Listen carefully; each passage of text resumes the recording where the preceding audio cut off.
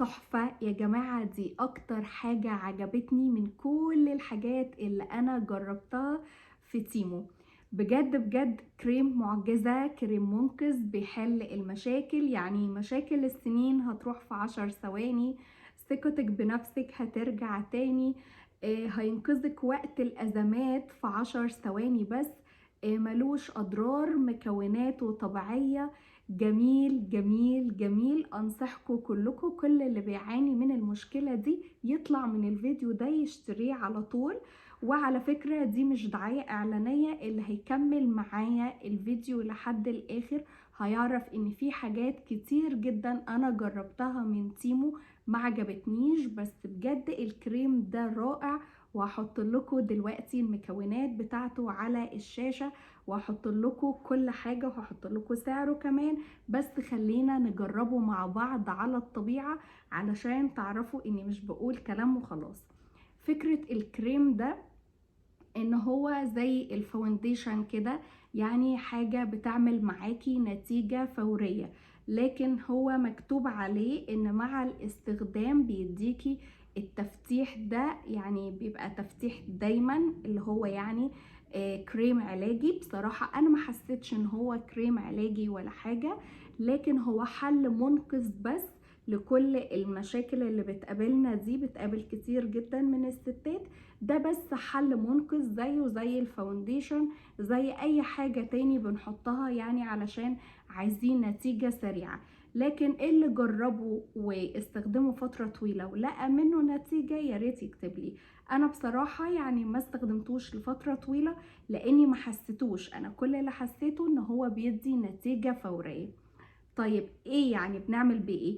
بنحطه على المكان اللي احنا عايزين نفتحه، اي مكان امن جدا جدا للاماكن الحساسة. ولنفترض يا نزل كمية كبيرة جدا، وخدوا بالكم على فكرة علشان هو خفيف قوي قوي، فيعني اللي مش هياخد باله هيضغط على العلبة كده ممكن العلبة كلها تخلص، يعني ممكن كلها تنزل. هو خفيف جدا، وفكرته زي ما قلت لكم بكرر تاني زي الفاونديشن، لكن هو مش كريم علاجي ولا حاجة. شايفين بيدي بقى ايه؟ يعني بتفضلي تعملي كده اهو، هيديكي تفتيح فوري. طيب في ناس هتقول ما هو علشان مثلا انا حطيت كمية كبيرة. عندكم حق، يعني لو انا نفسي بتفرج على فيديو لحد وحط كمية كبيرة هنقول يمكن علشان هو حط كمية كبيرة. لكن انا هوريكم دلوقتي في ايدي التانية اللي هي ايدي دي. هحط نقطة صغيرة خالص وهوريكم ان هو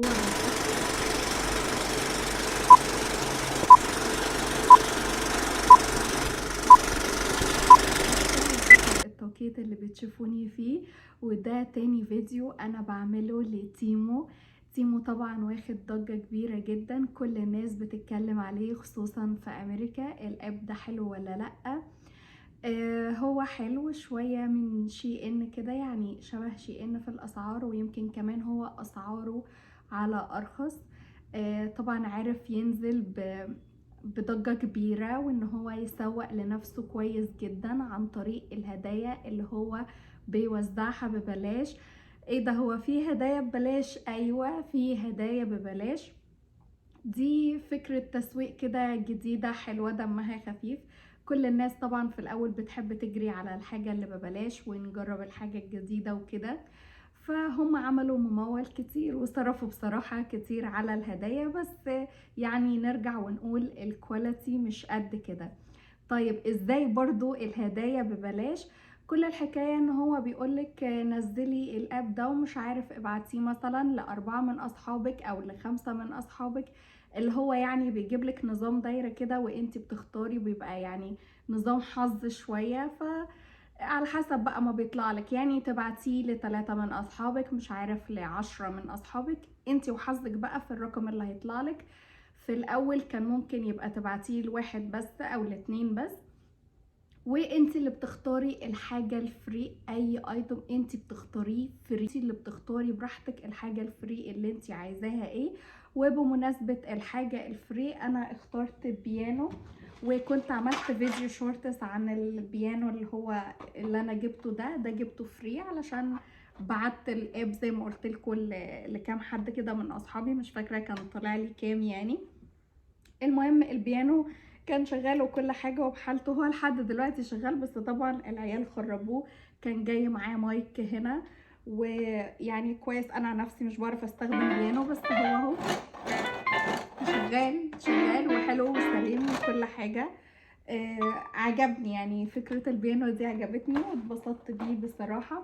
كمان انا جربت اللبس من تيمو، ما سبتش حاجة بصراحة غير لما جربتها. جوزي كمان اخد ترنج رجالي فري، عشان كده بقول لكم انا جربت اللبس، واشترينا كمان تيشيرت تاني، قلنا يعني يمكن الكواليتي دي طلعت كده مش حلوة، فنجرب واحد تاني. جربنا فلا هوريكم دلوقتي. ده الترنج اللي هو طلع لجوزي فري. هو برضو طبعا زي ما قلت لكم لازم مش عارف تختاري كام، تبعتي مثلا الاب ده لستة من اصحابك، انا مش فاكره يعني طلع لجوزي يبعته لكام بالظبط. المهم ان هو ايه، عمل الخطوات واخد الهديه الفري بتاعته، وهو اختار الترنج ده زي ما انتوا شايفين كده. يعني انتوا شايفيني من ورا اهو، شايفين القماشه بتاعته خفافه ازاي، بوليستر، كله بوليستر، يعني ما فيهوش ولا حتى القطن عدى كده من جنبه، وخفيف جدا، اللي هي القماشه اللي بتحر اللي بتطلع ريحه وحشه دي عارفينها، وشفاف كده زي ما انتوا شايفين. كشكل يعني والله كويس، مثلا يتراح بيه الجيم، ولا مثلا يطلع يقعد بيه كده بره شويه، يعني مش بره في الجراج مثلا، لكن هو ما يطلعش بيه بالنسبه لي. ده فري. فقلنا ايه ده يا خساره يعني، يعني كان نفسنا اللبس يطلع احسن من كده، فقلنا طيب مش مشكله نجرب حاجه كمان. فبرضو جربنا في تيشيرت، وهوريكم دلوقتي سعره كان بكام، عشان انا يعني ايه الاسعار والارقام عندي بعافيه شويه، فهحط لكم على الشاشه سعره كان بكام. جبنا التيشيرت ده برضو من تيمو، هو كشكل حلو، حلو جدا، بس بوليستر ثم بوليستر ثم بوليستر، يا لهوي على البوليستر بتاعه جامد جدا. هو مش شفاف قوي زي الاولاني، يعني ده ماشي الحال كويس. الخامة بتاعته حلوة، الناس اللي هي طبعا جربت شي ان هتبقى عارفة الكواليتي اللي انا بتكلم عليه، هو نفس الكواليتي بتاع شي ان بالظبط، كخياطة وشوية في يعني من القماشة بتاعت شي ان. المهم هو ده بوليستر خلاص. فانا نفسي تسدد خلاص من موضوع اللبس. في بقى ناس جربت الميك اب بتاع شي ان وقالوا ميك اب شي جلامب عامل ضجة كبيرة، والميك اب طلع كويس ومش كويس. وبصراحة انا لما عملت سيرش ما لقيتش اي حد نهائي اتكلم عن الميك اب في تيمو، فقلت ايه ده، ايه المشكلة بقى لما انا اللي اجازف واجرب.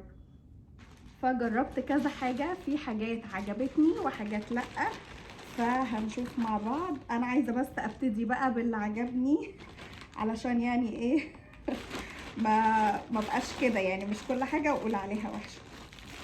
انا لقيت الكارت ده، بالمناسبة الكارت ده كان عندي من فترة، اول اوردر عملناه من تيمو كانوا جايبين الكارت ده، فكانوا بيقولوا ان انتوا تنزلوا الاب الاول وبعدين تروحوا تعملوا تخربشوا كده الكود، وبعدين يعني لما تدخلوا تسكنوا الحتة دي تسكنوها على الاب هيطلع لكم حاجة كده كنوع من انواع السبرايز، يعني هتبقى حاجة فري ليكوا.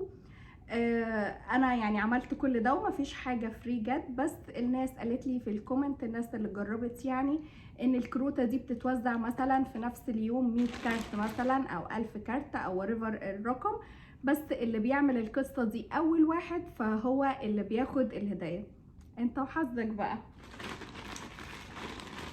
دلوقتي لما بتعملوا الاوردر مش بتيجي الكروته دي اصلا، يعني لان احنا لسه عاملين اوردر من قريب.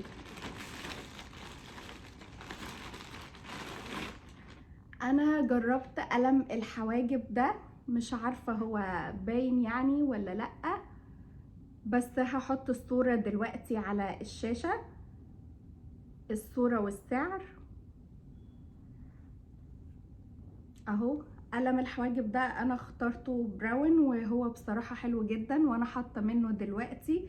بيدي منظر طبيعي وفي نفس الوقت اللون جميل. عايزة اقول لكم بيقعد اكتر من 24 ساعة بجد، يعني حتى لما بغسل وشي بحس لسه كده في اثر منه، اثر خفيف جدا، بس حلو عجبني. يعني دي حاجة بصراحة عجبتني. جاي طبعا بالفرشة بتاعته، بس الفرشة جوه.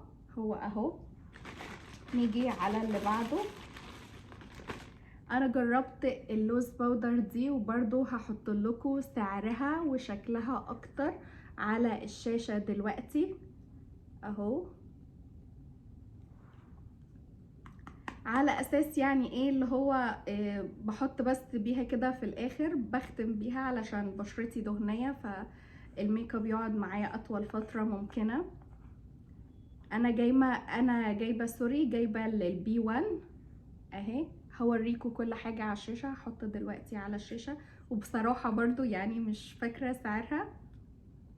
حلوة بقى، عجبتني ان هي خفيفة ولونها طبيعي، يعني هو ده اللون اللي انا كنت بدور عليه. هي دي الدرجة اللي انا كنت عايزاها بجد، انا كنت عايزة الدرجة دي. ده كريم تفتيح في 10 ثواني بس. كريم تفتيح للمناطق الحساسة، ولو عايزة تستخدميه على اي مكان تاني شغال تحفة يا جماعة. دي اكتر حاجة عجبتني من كل الحاجات اللي انا جربتها في تيمو. بجد بجد كريم معجزة، كريم منقذ بيحل المشاكل، يعني مشاكل السنين هتروح في 10 ثواني. ثقتك بنفسك هترجع تاني. هينقذك وقت الأزمات في 10 ثواني بس.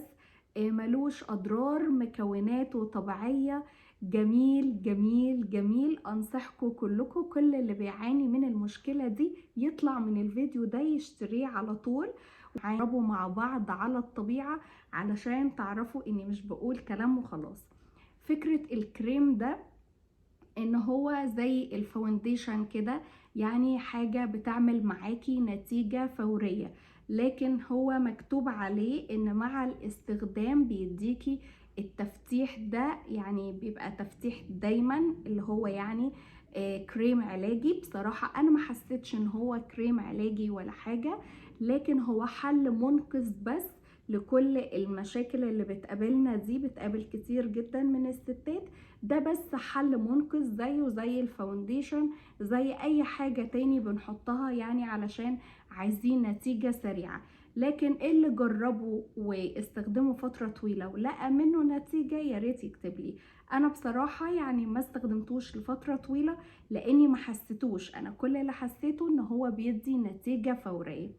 طيب ايه يعني بنعمل بيه ايه؟ بنحطه على المكان اللي احنا عايزين نفتحه، اي مكان امن جدا جدا للاماكن الحساسة. ولنفترض يا نزل كمية كبيرة جدا، وخدوا بالكم على فكرة علشان هو خفيف قوي قوي، فيعني اللي مش هياخد باله هيضغط على العلبة كده ممكن العلبة كلها تخلص، يعني ممكن كلها تنزل.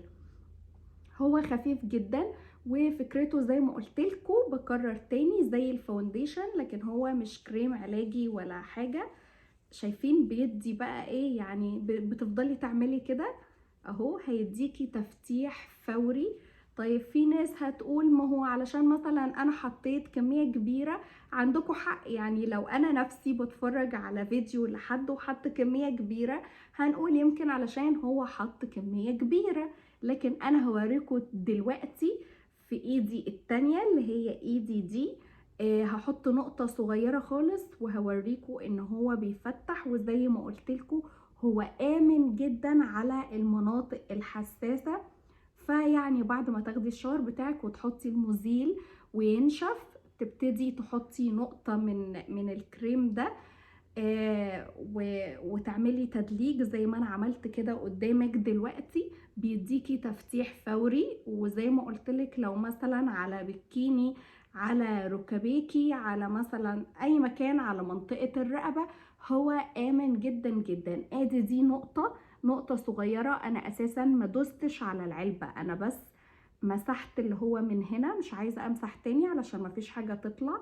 وبكرر خدوا بالكم علشان الكريم ده خفيف قوي قوي، يعني اللي هو يعني لو عملتي كده جامد بينزل كتير جدا، فخسارة بصراحة. وعلى فكرة هو سعره مش غالي خالص. ثانية بقى اركن العلبة ونشوف مع بعض اهو.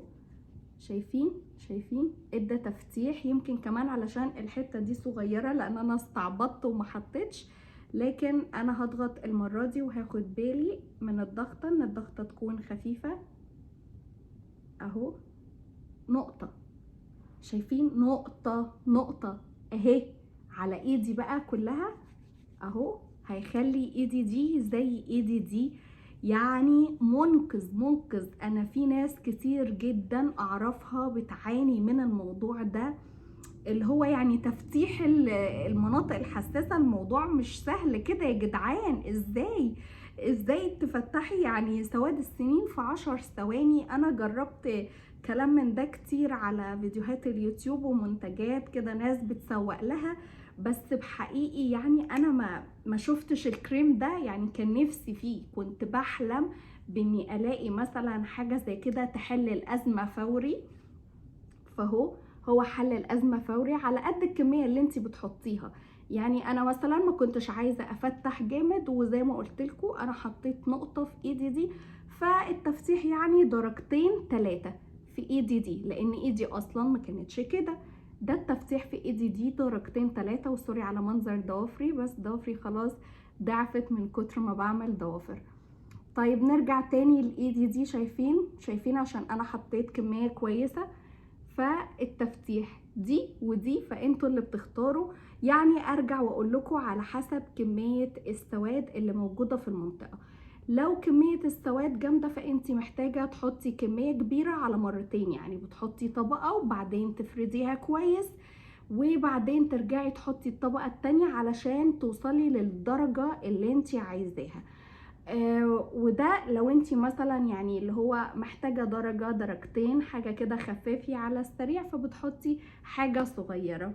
بجد دي اكتر حاجة عجبتني من تيمو، هو ده اختراعه